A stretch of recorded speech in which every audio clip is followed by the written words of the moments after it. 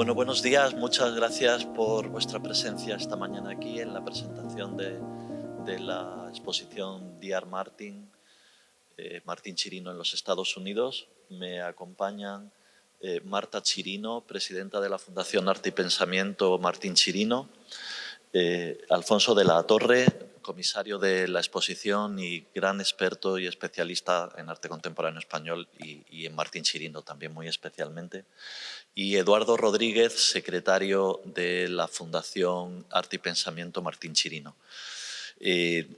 Para nosotros es un absoluto honor el poder ser una de las sedes donde se va a conmemorar el centenario del nacimiento de este gran artista Martín Chirino, este gran escultor, esta referencia absoluta en el arte contemporáneo español, y con una importante influencia, como se va a ver en esta exposición, probablemente el artista español con mayor relevancia, el artista español contemporáneo con mayor relevancia en la meca del arte contemporáneo en Estados Unidos y en concreto en Nueva York, ¿no?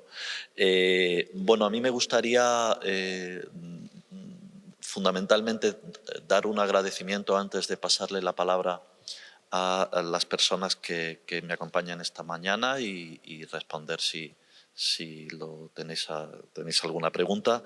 Me gustaría agradecer a todas las personas e instituciones que han hecho posible esta exposición, comenzando por Acción Cultural Española, con su presidente José Andrés Torres Mora y su directora Inmaculada Ballesteros, por supuesto a la Fundación Arte y Pensamiento y a las personas precisamente que aquí me acompañan esta mañana y que son las verdaderas artífices de haber conseguido realizar esta importante exposición.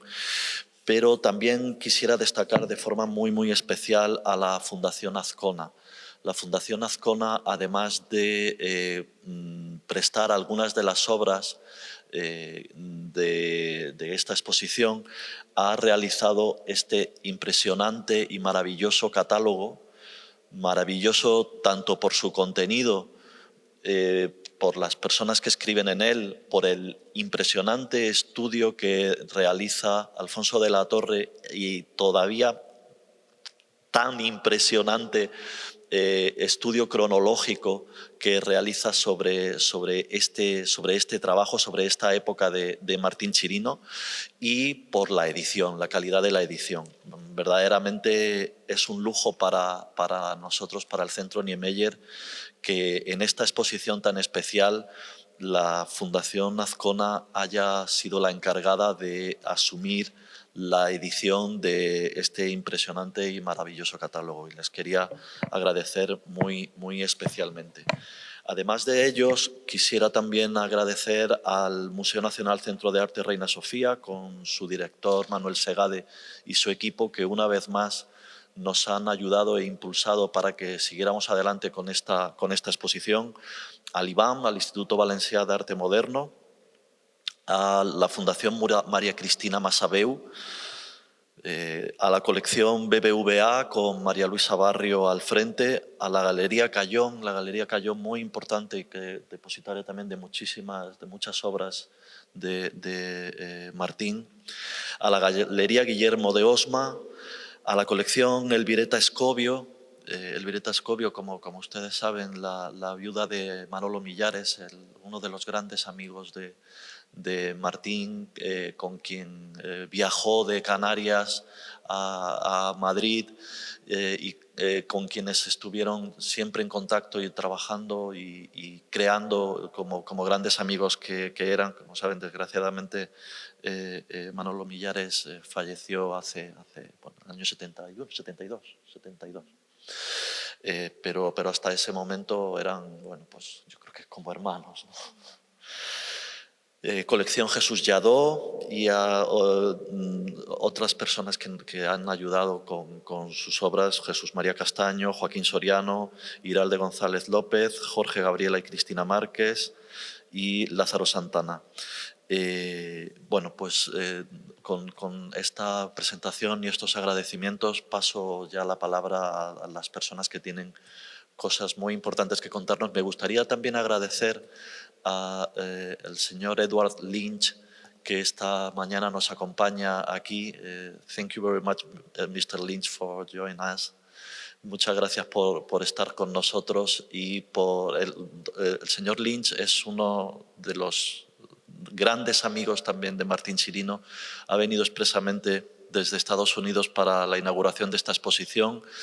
Como saben, es cineasta, es el director de la premiada con el Oscar película Woodstock y además de escultor, creador y sobre todo en este caso gran amigo de Martín Chirino. Para nosotros es un gran honor que haya venido a visitar esta exposición y a que le podamos conocer y podamos gozar de su presencia. Pues con todo esto le paso la palabra a Marta Chirino.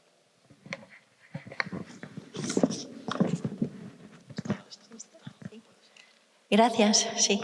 Muchas gracias, Carlos, y gracias a todos por el interés y estar aquí.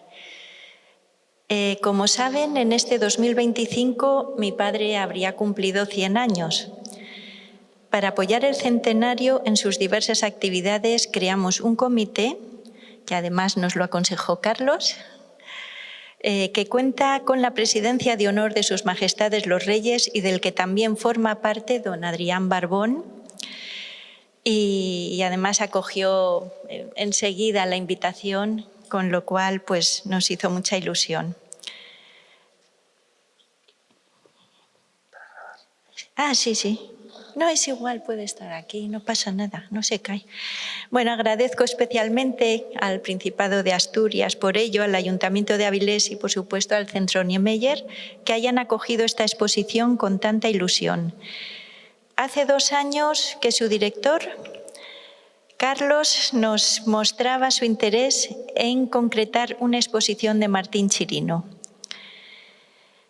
Estuvimos barajando varios temas, ¿verdad? Pero al final decidimos que este estudio era muy importante porque hasta la fecha no se había realizado y bueno, nos pusimos en marcha porque no era fácil y luego Eduardo les contará cómo llegamos a poder acceder a toda la documentación y también pensamos en que Alfonso de la Torre tenía que ser su comisario porque en estos momentos en España es uno de los mejores comisarios y además se caracteriza por su meticulosidad, su rigor en el estudio, su honestidad y por lo tanto pensamos que era la persona más adecuada. Resaltamos por ello la excepcionalidad de esta exposición que revela que Martín Chirino, como ya ha dicho Carlos Cuadros, pues debe ser el artista español con mayor relevancia en colecciones y museos americanos. Además, nos ayuda a comprender y valorar su esfuerzo, ya que a menudo no somos conscientes del arduo camino que se recorre para alcanzar el éxito, especialmente en un país extranjero. Esto es muy importante porque cuando uno piensa en los grandes artistas de este país parece que no tuvieron comienzos, pero es que resulta que fueron, en el caso de mi padre, durísimos. Para su familia y para la Fundación de Arte y Pensamiento Martín Chirino, que presido, ha sido un verdadero honor colaborar con el equipo del Centro Niemeyer, por supuesto con Carlos Cuadros, pero también con Borja Ibaseta, con Rita, que nos han conducido muy bien, contar con el diseño de Ramón Isidoro, porque ha conseguido que el discurso de Alfonso de la Torre quede perfectamente narrado e integrado en este espacio que es tan especial. Aprovechando el desarrollo de esta exposición y por tratarse de un tema que anteriormente no se había abordado en profundidad, como ha contado también Carlos, nos hemos volcado en conseguir un magnífico catálogo bajo la dirección de Sacha Azcona, que ya tiene una experiencia extraordinaria. En su fundación hacen catálogos de arte que son, vamos, una maravilla y están haciendo una función cultural de primer orden. y que desde la familia Chirino hemos hecho posible con su inestimable colaboración, con la colaboración de la Fundación Azcona y también con el Centro Niemeyer, que se ha ocupado de el estudio de que Alfonso de la Torre nos haya podido acompañar. Con respecto a las demás actividades del centenario, son muchas y sería un poco aburrido narrarlas aquí porque pueden consultar la página web de la Fundación martinchirino.org. Así que cualquier pregunta, pues aquí estamos. Gracias.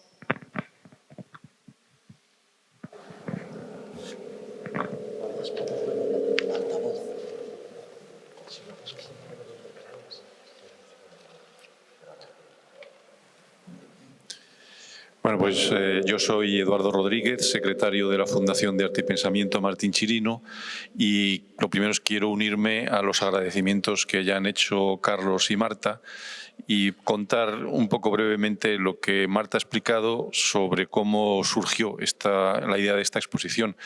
Como decía ella, en uno de los encuentros que tuvimos hace ya tiempo con Carlos, empezamos a valorar la posibilidad de hacer algo parecido a esto.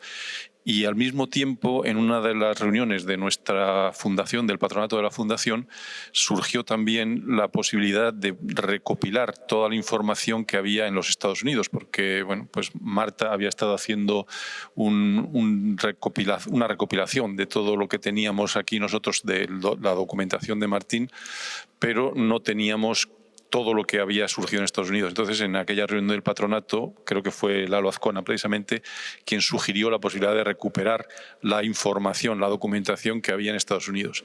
Entonces nos pusimos en contacto con el último de los empleados de la galería, Mac Chambers, que nos dijo que toda esa información se encontraba en los Archives of American Art, que está custodiado por la Smithsonian Institution en Washington.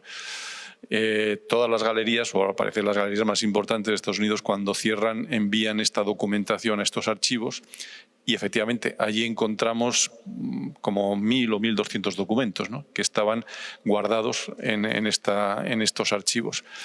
Los pudimos recuperar y ese ha sido una parte muy importante de la base del estudio tan minucioso y tan magnífico que ha hecho nuestro amigo Alfonso y que ha sido también la base de ese estupendo catálogo del que nos ha hablado Carlos.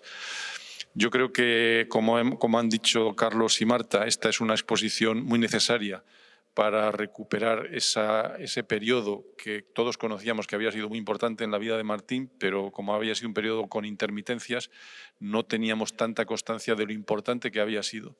Y este estudio pues revela, como se ha dicho por aquí, realmente la importancia de la vinculación de Martín con el mundo cultural de los Estados Unidos.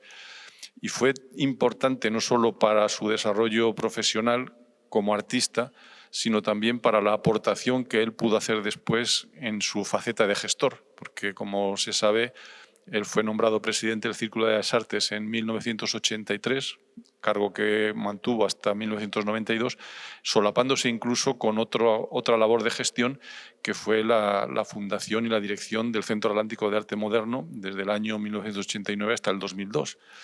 Es decir, que él estuvo pues, como 20 años haciendo tareas de gestión de una manera muy generosa y pudo aportar muchísimo al mundo cultural español precisamente gracias a ese bagaje que tenía de haber pasado tanto tiempo y haber estado en contacto con tantas personas importantes dentro del mundo cultural en los Estados Unidos, lo cual le permitía traerse tanto al Círculo de Bellas Artes como al Centro Atlántico de Arte Moderno a los mejores artistas, los mejores críticos de arte, los mejores coleccionistas, que enriquecieron mucho ese periodo que fue fundamental en la cultura de España. Entonces, creo que esta exposición y este estudio que se ha hecho es muy relevante por todo lo que he comentado. Nada más, muchas gracias.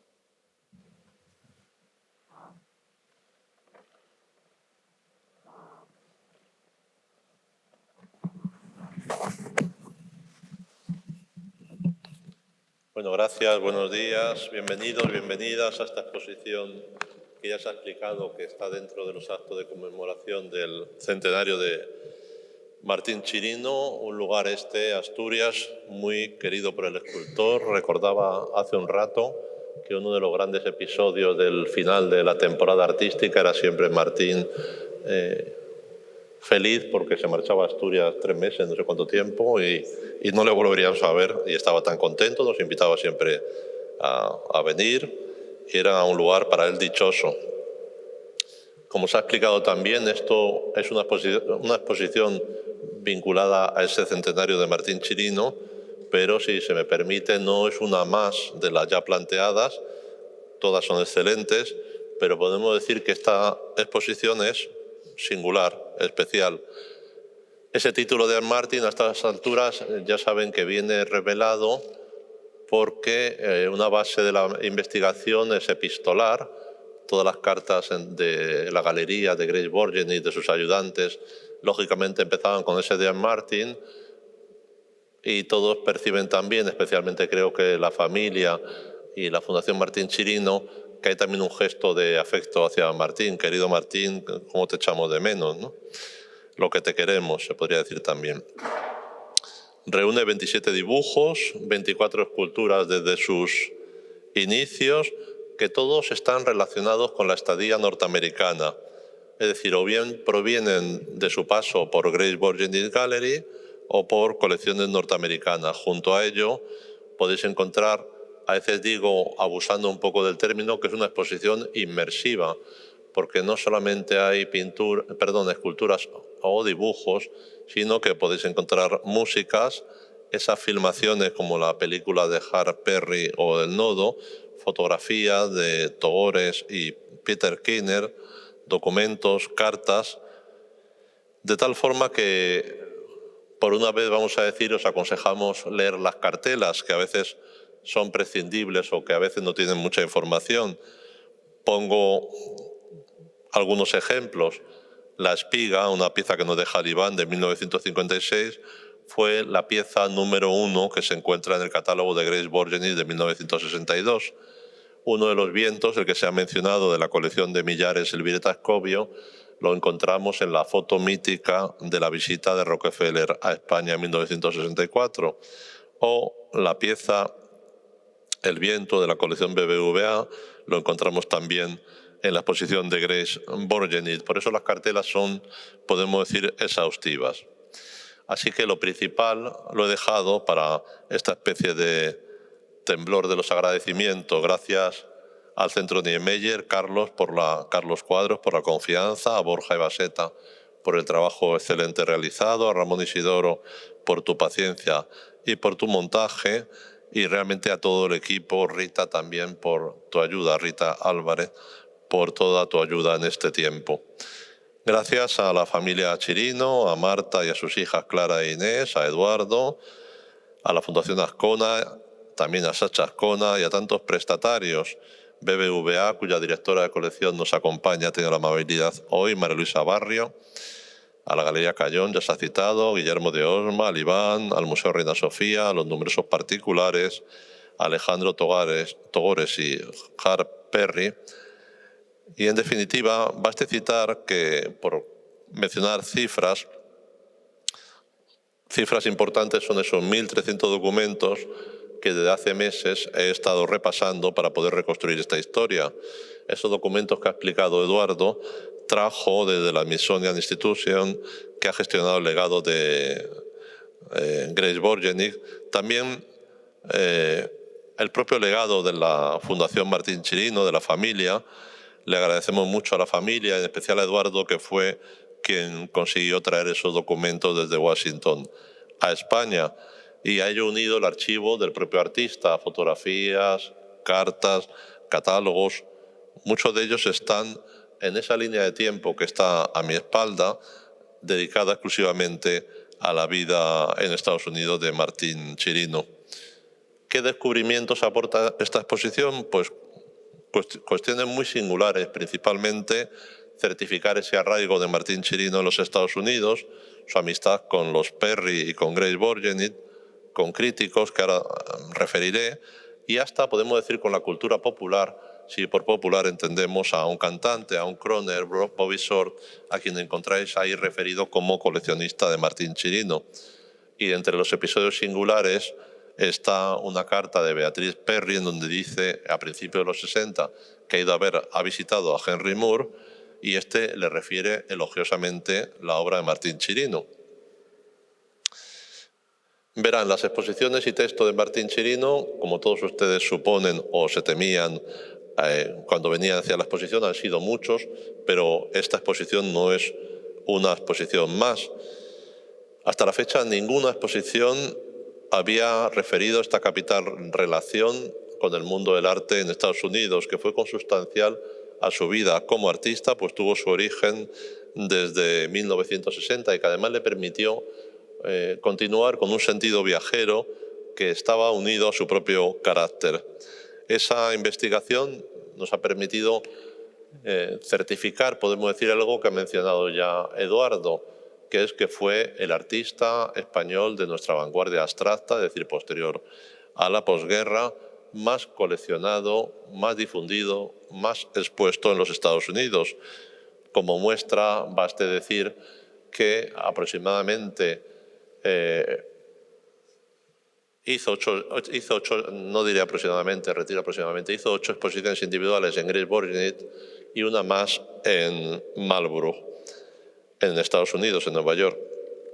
Y su obra está representada, aquí haré también un pequeño inciso, habitualmente cuando se habla de obras de artistas en museos, he vivido como de repente uno lee British Museum y entra en los archivos y encuentra un grabadito pequeño que donó no sé quién.